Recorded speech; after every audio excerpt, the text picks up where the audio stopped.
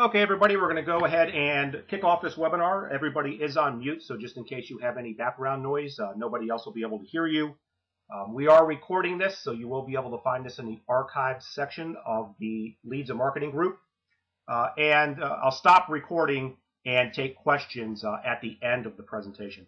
Well, let's go ahead and get going with local marketing. We say for health insurance too, but these local marketing techniques are not only for health insurance, but they also can be implemented for life insurance too. Not necessarily the senior market in a lot of cases. Most of what we're going to be talking about is going to be very general marketing, not very specific marketing, unfortunately, for the over 65 group. Okay, for a general overview, even if you're buying leads, that's perfectly fine. But if you're selling in your own state, you really should have a local presence too. And a lot of what we're going to talk about really doesn't take a lot of time. And sometimes it can just be, additional revenue. 4 extra deals a month, even at $400 a deal, you're giving yourself a $1,600 a month raise. You could actually use that for your lead money. On a final note on this slide is any time you're not working is all wasted time. And especially if you're a new agent coming in and trying to get off the ground, you may have, an hour, 2, 3 hours a day where you're really not actively engaged in something. If you're buying, for example, 10 internet leads a day, that's great, but that's not really going to take a full 8-hour day to work those leads, especially with the technology that we have right now with smartphones. You could be out of your office and really not skip a beat with receiving a lead or trying to contact that lead back, and you could be out doing some local marketing at the same time. First thing that you're going to need is a very professional looking website that functions as a lead generation site. Now, I'm not talking about your agency website. You really should have 2 if you're going to do local marketing. And the reason is your agency site is great for your prospects and clients to go to find out a lot about your agency, what lines you do, how long you've been in business. But what you're looking for is a very clean call to action website with get a quote here, almost right dead center in the middle of that website. And if you don't have a site like that, you can either contact your website developer, or you can even get a WordPress blog to function as that kind of a site. You're going to want a relatively short domain name for this, not necessarily your agency name unless you think your agency name is very easy to remember, because with local marketing, we're going to be talking about flyers, we're going to be talking about door hangers, we're going to be talking about ads in small publications, and you want a web address that's very easy for people to go to, very easy for people to type in. For example, mine was marylandquotes.com. Very, very simple. That actually wasn't my agency website, but it was my quote website. So you may have to spend some time on, for example, GoDaddy and plug in a lot of different domain names to see which one is available to get something that's really short. Okay, ads in local publications. The smaller, the better. You really want to avoid being in regional or state papers. They're too big and they're too expensive. But anything that's small, anything that's community-based, you should be in. If you have a homeowners association newsletter, any kind of community-based publication, church newsletters. In my locality, there's something called Coffee News, and it's a really long, heavy stock. You can't even really call it a newsletter because it's really just one page that's folded over. But it gets put out in thousands of local businesses for free, and people pick it up. And they charge very modest ad rates. I believe a spot in there was about $150. Those are the kind of things that you want to advertise in on a local basis. You want your message to be very short. It's always going to be about saving them money as far as your tagline at the top. And again, directing people to your website. You have to have a web presence for these things to really work. I know a lot of agents think that if they put their phone number in there, they're going to get a lot of calls from prospects. In this day and age, people are more likely to go to your website and run quotes than they are to call you. And with my results, it was 10 to 1. For every 10 leads generated through my website from local marketing, I got 1 phone call.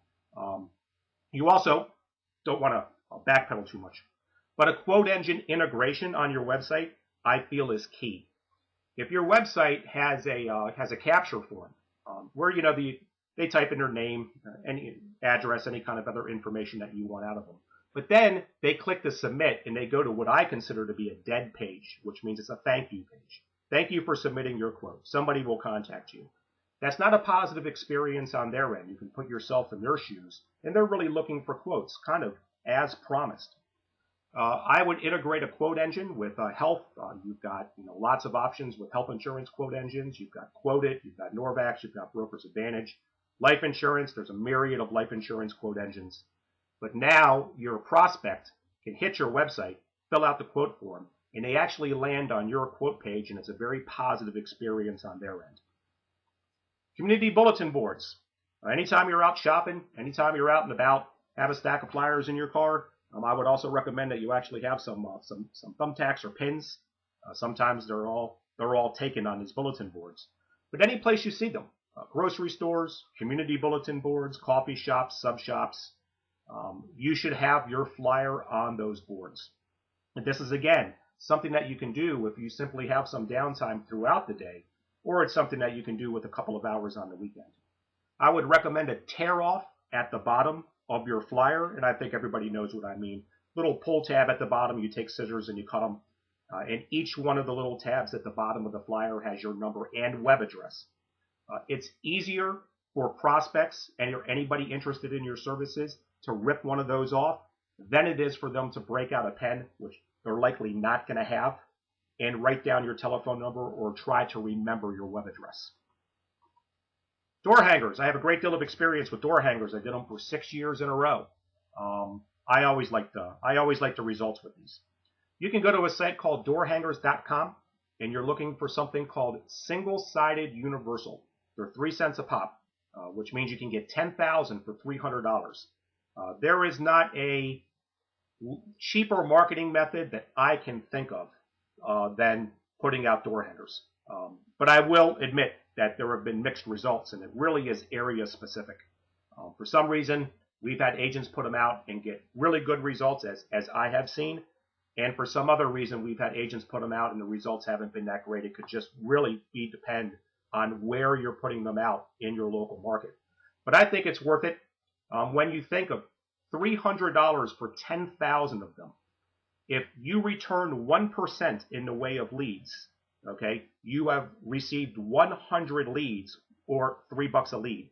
If you return half of 1%, you're dealing with $6 a lead, or 50 leads.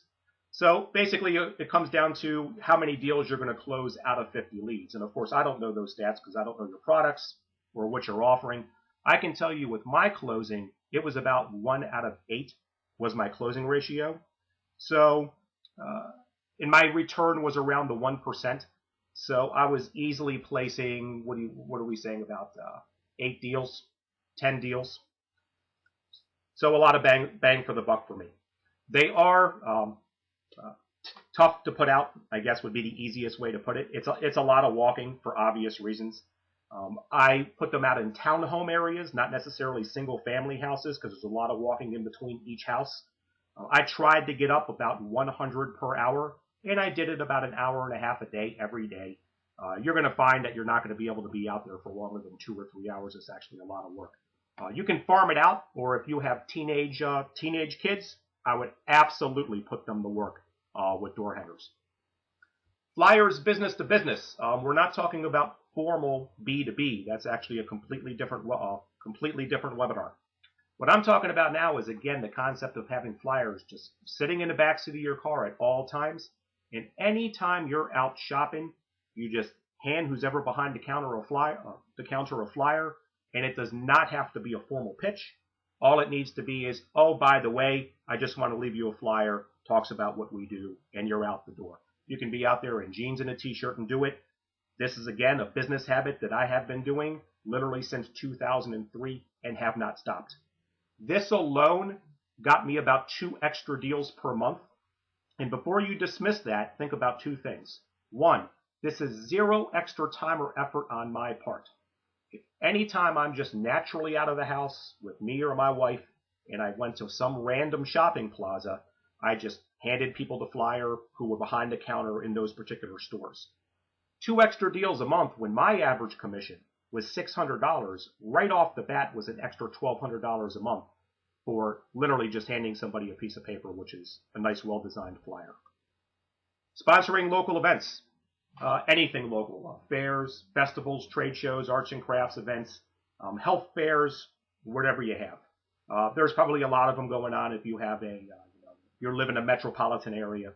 And you can always call up the who's ever sponsoring the event and ask them whether or not they're selling table or booth space. And the prices range from 50 to thousands. I mean, if you want to sponsor large trade shows, that's going to cost you a lot. $1,000 for a booth, $1,000, $2,000 for a display, and then you've got to get these giveaways. But if you do it on a local level, you can get a table or a booth for 50, 75, $100 at some of these small local events and actually do pretty well. I used to do a couple of health fairs. Take one displays. This is something I did not do, but I know other agents have done them, so I unfortunately cannot give you statistics on this. But I have a visual here for you. Everybody knows what we're talking about with these take ones. You can order these online and you get a bunch of boxes and they come. You can configure the brochures, and then off you go, walking around to all the local businesses. And down you got to get a commitment from the manager or owner that you're allowed to put that take one display there. It's just something that I never did, but just know that it's something that's available to you as a marketing technique. Car signs, magnets. Easy search for car magnet signs in your local area. Most signage places do this. Typical cost is around $100 to $300. I would really make sure that they look good. Everybody has seen the ones that look bad, and when they look bad, they look really bad. You know what I'm talking about. It's the square white magnet sign with basic black lettering. Health quotes. With your web address and telephone number. I don't really think you're going to get a lot of pull for something like that.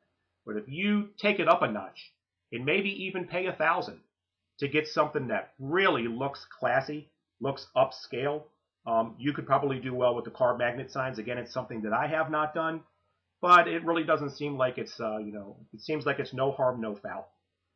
It's not going to detract from your business at all. Chamber of Commerce. This would be one of the most heavily recommended local marketing techniques that I have.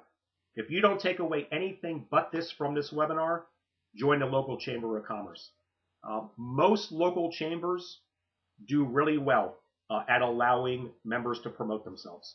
My particular Chamber of Commerce, for example, had round robins where you got 1 minute at every table, and there are a lot of tables. I mean, my meetings had about 300 to 500 small business owners per meeting at these sessions. Of course, I do live in a metropolitan area. But being able to go to every table for 60 seconds and not only talk about what you do, but also to hand out material is priceless. You'll be able to get direct sales. You're going to pick up referral business. Most of these chambers' dues are between $200 to $600 annually, so it's a great investment. It also really raises your credibility, and here's something that you really can't directly measure, but it works. Anytime you're commuting back and forth with a prospect, especially through email, the biggest thing you're trying to establish with everybody is credibility, is that you're honest, is that you're somebody that they should be doing business with. And everything counts, by the way. All the small stuff counts. Your website counts. But what also counts is if you put a signature link in your email that says Chamber of Commerce member, this particular Chamber of Commerce, and you should also have a listing on their website when you become a member that you can link to. So people can click on that and actually go to your Chamber of Commerce listing. That pulls more weight than you imagine. Because you can put yourself in your prospect's place. Should I trust this person? Should I be trusting them with my life insurance business? Should I be trusting them with my health insurance business? Now they see that you're a member of your local Chamber of Commerce, and automatically it sinks that you're above board and that you're somebody that they should be working with. And the last thing is that you're going to pick up a lot of valuable tips from other professionals. There's a lot of sharing that goes on there, even with other insurance agents who really are more than happy to talk about what works, what doesn't work, and it's a great way to get around. Okay, networking groups. Something I did not do, but again, I threw this into the presentation because it's an available technique. BNI, I'm sure most people have heard of BNI, and other like groups. They're networking groups. You do have to pay to join. As a matter of fact, you not only have to pay, but typically you have to be sponsored. So you have to go to their website. You have to find out if a sponsorship opportunity even exists in your area. You'll be invited to sit in on one of these sessions, and then you'll get to see whether or not basically it's for you. And it's mainly local business owners that trade referrals and trade marketing techniques. And again, I wish I could go into detailed stats on this, but it's something that I personally have not done. And we'll wind this down here with this is all a long-term mentality. I've been going through this webinar for about 4 years now, and inevitably I get phone calls that will say, well, I put out 100 door hangers and let me tell you my results. Or I put out 50 flyers. Or I just put out one local ad that just ran 3 days ago. And then they want to talk about what they didn't receive in leads or did receive in leads. And I can tell you right now, it's all irrelevant. You measure this a lot of times in terms of months and in terms of thousands. You've got to get 10,000 door hangers out there. You do. You at least have to get 2,000 or 3,000 of them out there for you to really start seeing some return. If you start putting some flyers out at local businesses when you're out and about, it may take a month before you get one website hit or get a phone call. Those things build over time. Same thing if you put an ad in a local publication, like let's say it's your community newsletter. That ad may run 6 times before you start actually receiving phone calls. So all of these are business habits that hopefully you would want to form, where it's just something that you're just going to do for your career, and you will start seeing the deals come in. Okay, that's the end of the presentation here. What I'm going to go ahead is do is stop the recording now, and I'll start taking questions.